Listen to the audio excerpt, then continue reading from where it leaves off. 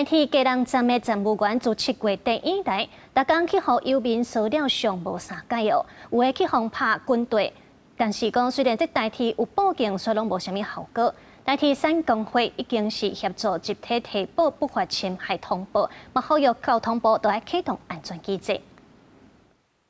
回来，嚣张的很呢。你帮我旁边你确认一下。抽烟就没有事了。哪里有抽烟啊？那是什么？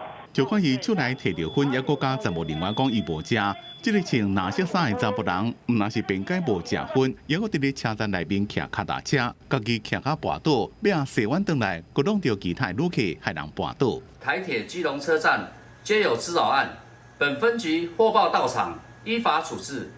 严警到场后，分别于7月31日及8月1日对该男实施2次保护管束。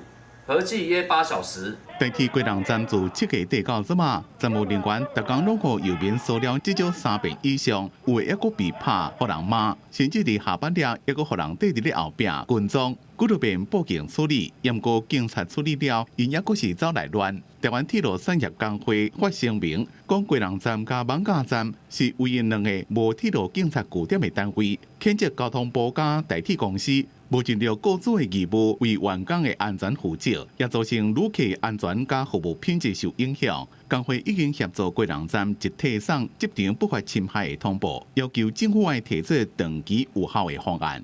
记者综合报道。